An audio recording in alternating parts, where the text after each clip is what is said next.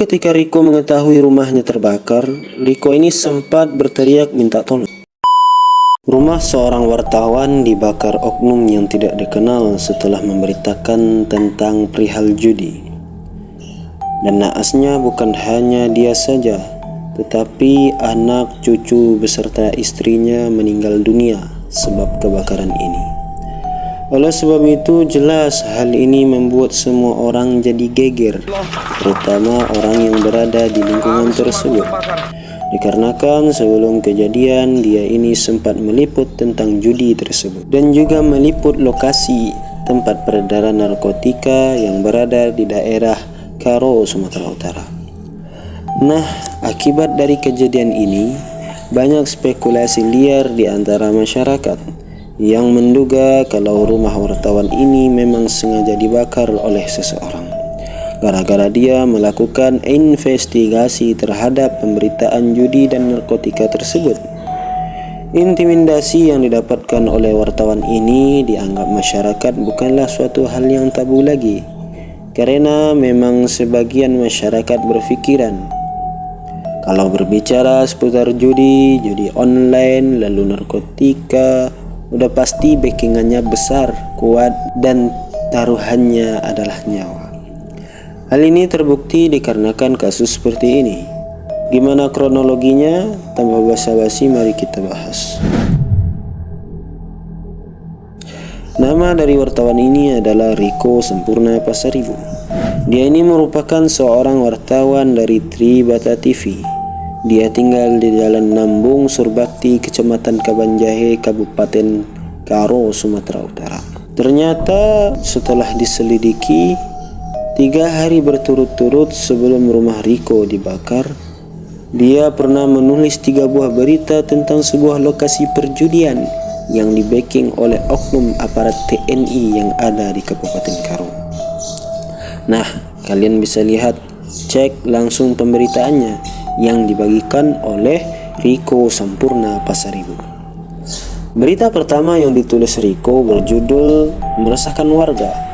Tokoh pemuda Sawahan Sembiring minta lokasi perjudian milik oknum TNI segera ditutup." Berita ini ditulis pada tanggal 21 Juni tahun 2024.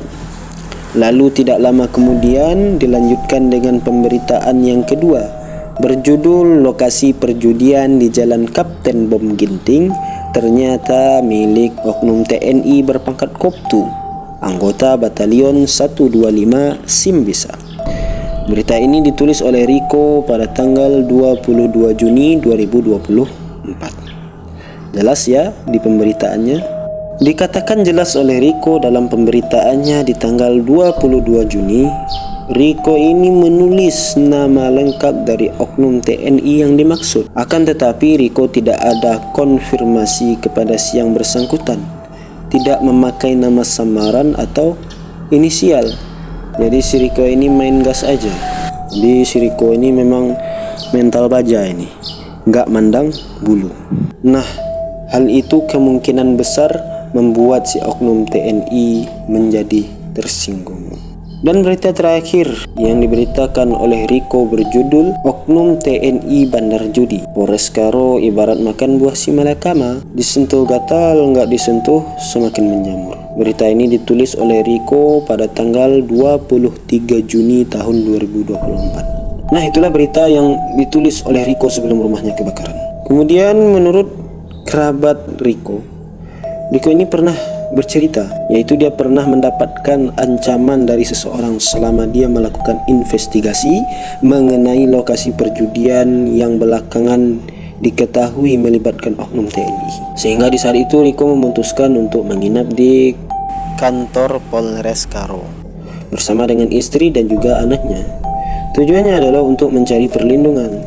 Tetapi sangat disayangkan, 4 hari kemudian, tepatnya hari Kamis pada tanggal 27 Juni tahun 2024, jam 3.15 dini hari, tiba-tiba secara mengejutkan rumah Riko terbakar. Dan naasnya kebetulan di saat itu Riko dan keluarganya sudah berada di rumah. Dikarenakan mereka sudah 4 hari menginap dan berlindung di Polres, maka di malam sebelum kejadian, Riko memutuskan untuk pulang dan menginap di rumahnya. Jadi gimana pendapat kalian? Rumah Riko murni kebakaran atau dibakar? Andaikan rumah Riko memang sengaja dibakar, berarti si pelaku yang membakar rumah Riko mengetahui di saat itu Riko, istrinya yang lagi hamil, anak mereka berusia 12 tahun dan juga cucu mereka yang berusia 3 tahun berada di dalam rumah tersebut. Lalu ketika Riko mengetahui rumahnya terbakar, Riko ini sempat berteriak minta tolong, berharap ada tetangga yang mendengar teriakannya. Walaupun kondisi di saat itu orang-orang sedang tertidur pulas. Maklum, karena di saat itu jam menunjukkan pukul 3.15 dini hari. Dan beruntungnya para warga mendengar teriakan dari Riko. Akhirnya mereka terbangun dan langsung memeriksa situasi yang terjadi. Alangkah terkejutnya warga ketika melihat rumah Riko sudah terbakar di lalap api. Di saat itu para warga langsung berusaha untuk memadamkan api dan sebagiannya memanggil pemadam kebakaran dan pihak kepolisian. Namun apa daya, api sudah terlanjur sangat besar. Api di saat itu benar-benar sudah melahap rumah Riko. Singkat cerita, api baru bisa dipadamkan setelah tim pemadam kebakaran tiba. Setelah api berhasil dipadamkan, di saat itulah diketahui Riko dan anggota keluarganya telah tewas. Dan kondisi jenazah di saat itu hangus terbakar. Riko beserta dengan istri, anak serta cucunya tidak bisa menyelamatkan diri dikarenakan terjebak di dalam rumah yang sekelilingnya sudah dilahap oleh api. Kemudian di saat itu jenazah mereka langsung dievakuasi ke Rumah Sakit Bayangkara, Kota Medan untuk segera diotopsi. Singkat cerita, setelah dilakukannya serangkaian prosedur otopsi, tepat di hari Jumat tanggal 28 Juni tahun 2024, keempat jenazah tersebut termasuk Riko dibawa dari RS Bayangkara Medan menuju ke tempat peristirahatan terakhir mereka, yaitu berada di pemakaman umum Desa Salit, Kecamatan Tiga Panah, Kabupaten Karo. Di pemakaman para keluarga sudah hadir dan di saat Riko beserta istri, anak dan cucunya tiba, di saat itulah tangis dari pihak keluarga pecah, tidak menyangka terhadap apa yang telah menimpa Riko dan keluarganya. Lalu pihak keluarga di saat itu telah mengetahui bahwa musibah ini adalah sebuah aksi kejahatan, bukanlah murni musibah. Sehingga pihak keluarga langsung mendesak agar pihak kepolisian segera menyelidiki dan mengusut tuntas kasus ini sampai si pelakunya ditemukan. Karena pihak keluarga sangat yakin apa yang terjadi dengan Riko ini ada hubungannya dengan berita yang ditulis oleh Riko beberapa hari sebelum dia tewas. Dan dugaannya tidak hanya pembakaran saja, tetapi ada aksi penganiayaan oleh orang-orang yang tidak dikenal sebelum Riko dan keluarganya dihabisi dengan cara dibakar rumahnya. Dan juga dikatakan ada salah satu bukti yang sudah ditemukan, yaitu bensin yang berceceran di dalam rumah seperti sengaja disiram di dalam rumah. Sehingga ditakutkan kalau pembakaran rumah Riko adalah bentuk intimidasi atau balas dendam dari pihak yang diberitakan oleh Riko.